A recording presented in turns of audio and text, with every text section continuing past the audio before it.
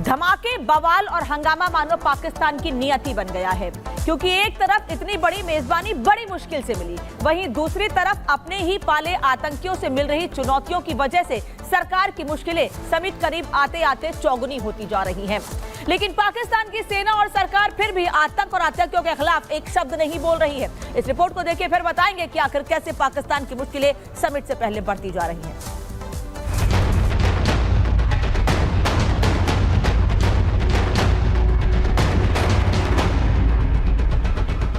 पाकिस्तान में एक तरफ विदेशी मेहमानों का जमावड़ा लगना शुरू हो चुका है, एससीओ समिट के लिए दिग्गज जुटने शुरू हो गए हैं, तो दूसरी तरफ शहबाज की नींद उड़ी हुई है। पूरी सरकार हलकान है, जिसकी वजह है ये तस्वीरें।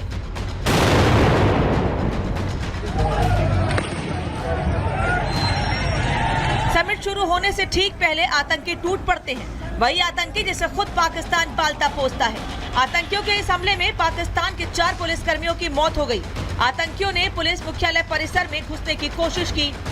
तहरीक-ए-तालिबान यानी टीटीपी ने हमले की जिम्मेदारी ली। लेकिन शहबाज शरीफ की परेशानी यहीं खत्म नहीं होती। एक जंग तो उन्हें अपने ही मुल्क में इमरान की सेना से लड़नी पड़ रही है। इमरान के कार्यकर्ताओं ने पहले ऐलान किया था, शहबाज शरीफ को अल्टीमेटम दिया था, और ऐसे में सड़कों पर उतरने में उन्होंने देरी नहीं की। इमरान की सेना इस्लामाबाद में सड़कों पर उतर आई।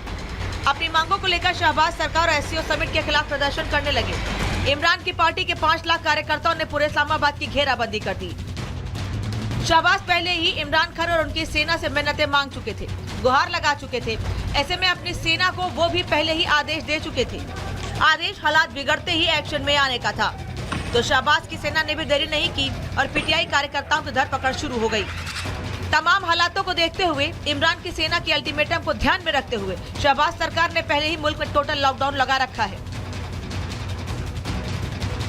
ऐसे में ताज्जुब तो ये है कि शहबाज वहां हो रहे संग्राम को काबू में नहीं कर पा रहे हैं और अब उनकी सांसें फूली हुई हैं।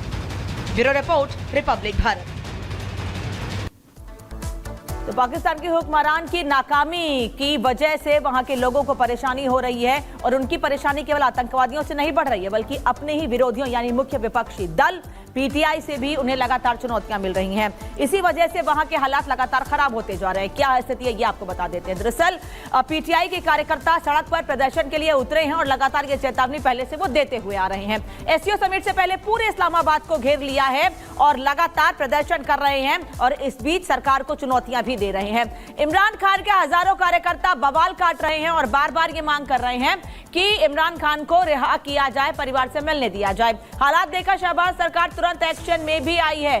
पीटीआई के 200 कार्यकर्ताओं को गिरफ्तार कर लिया गया है, लेकिन केवल 200 कार्यकर्ताओं से बात बनती नहीं दिख रही है। यही वजह है कि पाकिस्तान में स्थितियां खराब हो रही हैं, और जैसे जैसे जितने कार्यकर्ताओं को पीटीआई के गिरफ्तार किया जाता है सरकार की ओर से, पुलिस प्रशासन की ओर से, सेना की ओर से, उससे डबल कार्यकर्ता सड़कों पर उतर आते हैं। अब यह सवाल है कि जब पाकिस्तान को एससीओ समिट की मेजबानी इतनी पहले मिल गई थी, तो वहां पर इसको लेकर तैयारियां पहले से क्यों नहीं नजर आई? आखिर समिट से ठीक कुछ घंटों पहले वहां पर धमाके क्या संकेत देते हैं? क्या इसे शहबाज सरकार की बड़ी विफलता माना जाए? डिफेंस एक्सपर्ट क्या कह रहे हैं, इस पर सुनिएगा। ये स्पष्ट है कि पाकिस्तान में सुरक्षा संबंधी हालात भी काफ़ी दयनीय हैं। पाकिस्तान में जो अनेक आतंकी संगठन हैं, वो पाकिस्तान के अंदर ही बड़े हमले कर रहे हैं, और एक ऐसे समय में कि जब पाकिस्तान में एससीओ समिट का आयोजन हो रहा है, तो ऐसे में ये जो आतंकी संगठन हैं वो अंतर्राष्ट्रीय समुदाय का ध्यान अपने तरफ आकर्षित करने के लिए जाहिर है कि वो बड़ी घटनाओं को अंजाम देने की साजिशें रच रहे हैं। पीटीआई के लीडर इमरान खान को, उनके समर्थकों को लगातार प्रताड़ित कर रही है और उनको दबाव में लगातार रखा जा रहा है। तो उन सारी स्थितियों को भी अंतर्राष्ट्रीय समुदाय को आकर्षित करने के लिए पीटीआई के द्वारा भी बड़े प्रदर्शन किए जा रहे हैं। और जाहिर है कि ये जो सारी स्थितियां हैं, ये पाकिस्तान के हुक्मरानों के लिए काफ़ी चुनौतीपूर्ण बन गई हैं। एससीओ की जो समिट हो रही है, उसका सफल आयोजन करना पाकिस्तान की जिम्मेदारी है, और पाकिस्तान अपनी जाहिर है कि इस तरीके की जो सुरक्षा संबंधी दयनीय स्थिति, राजनीतिक अस्थिरता की वजह से वो काफ़ी वर्तमान समय में चुनौतीपूर्ण स्थिति वो फेस कर रहा है। पाकिस्तान के हुक्मरान इससे भारी दबाव में है। तो पाकिस्तान के हुक्मरान तो भारी दबाव में है ही, लेकिन दूसरी ओर पाकिस्तान अपने ही पाले आतंक की आग में जल रहा है। तो साथ ही इतने बड़े आयोजन से पहले वहां के नेताओं की सांसें फूल रही हैं और इन सभी लोगों को भारत के प्रधानमंत्री की याद सता रही है। ये क्यों कह रहे हैं ये भी आपको बता देते हैं। दरअसल पाकिस्तान को भारत के प्रधानमंत्री की याद आई है। नवाज शरीफ को पीएम मोदी याद आ गए हैं। वो ये कह रहे हैं कि अगर अच्छा होता समिट में मोदी आते, यानी भारत के प्रधानमंत्री समिट में आते भविष्य में। वो ये भी कह रहे हैं कि भविष्य में मोदी जी के साथ बैठक करने का अवसर मिले, मौका मिले, उनकी ये भी चाहत है। लेकिन वो तो प्रधानमंत्री है नहीं वहां के, लेकिन फिर वो ऐसी चाहत रख क्यों रहे हैं। लेकिन शहबाज शरीफ सरकार की सांसें कैसे फूल रही हैं वो ये बता दिया नवाज शरीफ के इस बयान ने। नवाज शरीफ ये भी कह रहे हैं कि मोदी के नेतृत्व पर भारत की जनता को पूरा भरोसा है, तभी उनको तीसरी बार एक बार फिर से सत्ता में वापस लाई है भारत की जनता। भारत चांद पर बढ़ रहा है, भारत चांद की तरफ कदम आगे बढ़ा रहा है। भारत के पास $600 अरब का खजाना है। भारत बहुत मजबूत स्थिति में नवाज शरीफ कह रहे हैं, लेकिन हम यानी कि पाकिस्तान $1 अरब के लिए भीख मांग रहा है। और सच्ची बात तो कह रहे हैं, भीख ही तो मांग रहा है अरब देशों के सामने और चीन के सामने भी। दुनिया में पाकिस्तान की कोई इज्जत नहीं है। खैर, खुद ही स्वीकार कर लिया नवाज शरीफ ने कि दुनिया में पाकिस्तान की कोई इज्जत नहीं रह गई है।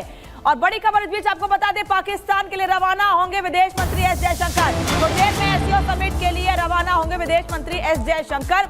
एससीओ समिट को लेकर पाकिस्तान का दावा है कि तमाम तैयारियां कर ली गई हैं हमारी ओर से, लेकिन वहीं दूसरी ओर लगातार हो रहे धमाके उनकी तैयारियों की पोल खोल रहे हैं, उनके दावों की पोल खोल रहे हैं। लेकिन इस बीच भारत के विदेश मंत्री एस जयशंकर रवाना होंगे थोड़ी देर में पाकिस्तान के लिए एससीओ समिट में शामिल होने के लिए। 15 और 16 अक्टूबर 2 दिन का समय रखा गया है और भारत से ही नहीं बल्कि दुनिया के कई बड़े देशों से वहां के बड़े बड़े नेता, राष्ट्राध्यक्ष, वहां के विदेश मंत्री पहुंच रहे हैं इस समिट में भाग लेने के लिए। तो वहीं दूसरी ओर भारत के विदेश मंत्री एस जयशंकर भी थोड़ी देर में रवाना होंगे इस समिट में शामिल होने के लिए। ये समिट इससे पहले गोवा में हुई थी, भारत में हुई थी और भारत ने किस तरह से इसकी मेजबानी की थी, इसका आयोजन किया था, ये तो हमने देखा था। लेकिन इस आयोजन से पहले पाकिस्तान की सांसें कैसे फूल रही हैं वो पाकिस्तान के नेताओं के बयानों से, वहां हो रहे धमाकों से, वहां हो रहे प्रदर्शन से और लगातार सरकार को मिल रही पीटीआई की चुनौतियों से साफ हो जा रहा है। पाकिस्तान को भारत के प्रधानमंत्री की याद सताई भी क्यों ना, क्योंकि भारत से बातचीत के लिए आस लगाए पाकिस्तान के मुंह पर भारत ने कड़ा तमाचा जड़ दिया है। तभी तो पाकिस्तान हर बार की तरह इस बार भी अपने मसीहा यानी चीन की तरफ उम्मीद भरी नजरों से देख रहा है। क्यों, इस रिपोर्ट में देखिए।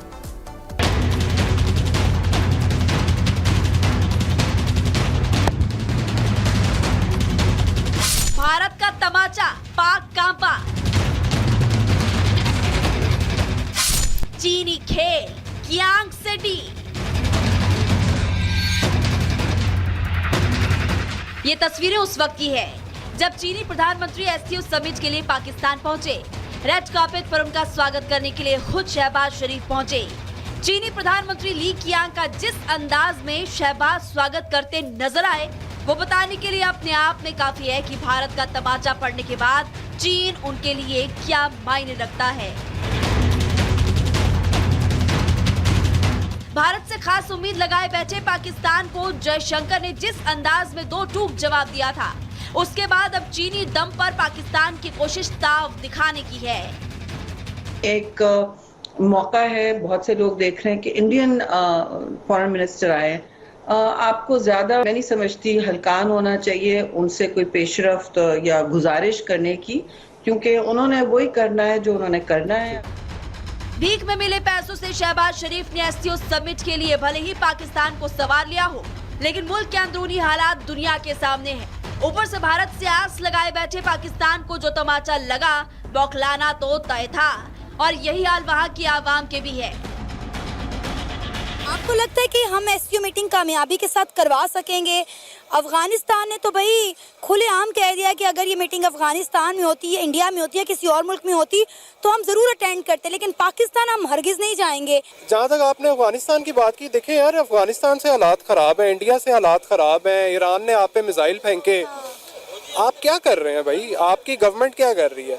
आपकी गवर्नमेंट क्या कर रही है? ना आपसे डोमेस्टिक मामला संभाले जा रहे हैं, ना इंटरनेशनल मामला संभाले जा रहे हैं। आप लोग बाहर जाते हैं अक़वाम मुत्तहिदा तो आप 100 बंदों का वफ्द लेके चले जाते हैं। देखें, आपका एक गरीब मुल्क है। पाकिस्तान फिलहाल सबसे बड़ा सियासी संकट से जूझ रहा है। दूसरी ओर इमरान समर्थकों का बवाल है। इस बीच एससीओ समिट अब शहबाज की कोशिश दुनिया के सामने पाकिस्तान की मुफलिसी को छिपाने की हो रही है। सम्मेलन के जरिए बची खुची इज्जत बचाने की हो रही है। लेकिन सवाल अब भी बरकरार है।